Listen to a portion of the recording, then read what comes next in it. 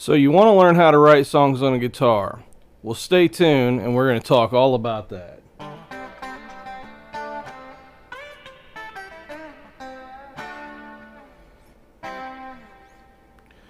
Hey, my name is Willie Minix. I'm the author of the book Lyrics and Music Theory for Aspiring Songwriters.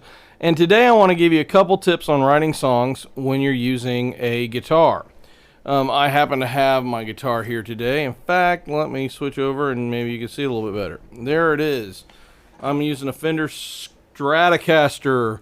This is not anything fancy or special. It's just a Mexican Strat. And you don't need anything fancy or special to write songs on the guitar. All you really need are a few chords and the truth. Isn't that the quote or something like that? 3 chords and the truth.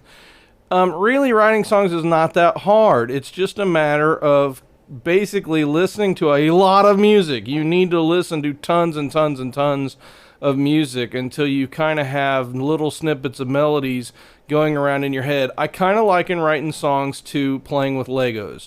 Nobody needs to tell you how to play with Legos. You just get a whole pile of them and you play with them.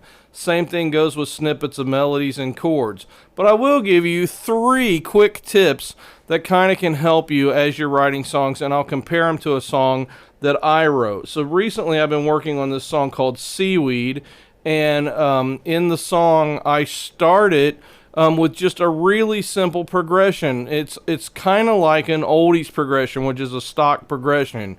G, E minor, C, and D. That's pretty much it, but I change it up by throwing in an A minor, and an A minor is the minor third in the key of G. So I go G, E minor, A minor, C, and D. And so I've just kind of tweaked it a little bit, and that gave me the basics for the song that I'm writing. The other thing that I did is I based this entire song on parts of a poem by T.S. Eliot. And it was a poem called The Love Song for Somebody Whose Name I Can't Pronounce. But basically, I like this little snippet at the end. So basically, once I kind of had the lyrics down, and I rewrote Eliot's lyrics, or his words, to make my lyrics. So here's my first verse. I have heard the mermaids singing each to each. I hear them still as I walk along the beach. I do not think they'll sing for me. And then the second verse goes, I hear them like I once heard you, singing elusive, soft, melodious, and true. I do not think you'll sing for me. I do not think you'll sing for me again. So here's what I did when I added that chorus. I added that chord progression. G, E minor, A minor, C, D. I have heard the mermaids singing each to each. I hear them still as I walk along the beach, and I do not think they'll sing for me. I hear their voices like I once heard you, singing elusive, soft, melodious, and true. And I do not think you'll sing for me.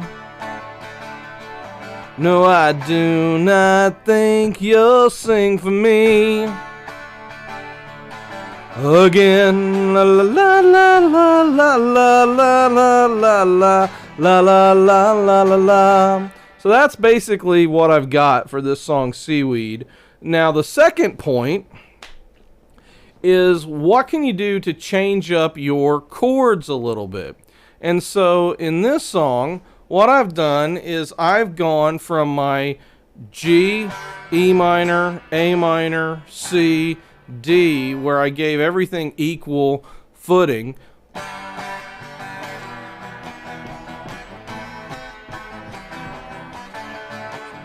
When I played through the song on the intro, but when I go to the actual verse, I shift the rhythm just a little bit. So I go G, E minor, A minor, C, D. So I cut it short and just change it up some. That's just something that I also kind of felt worked well with the lyrics. And so that leads us to the third point, is what do you do when you want to make a melody? And so when you're making a melody, you kind of want to think about things that sound memorable to somebody's ear. So I like to start melodies on higher notes and let them kind of fall down, because they say that falling melodies are more interesting to our ear and they're a little bit more memorable.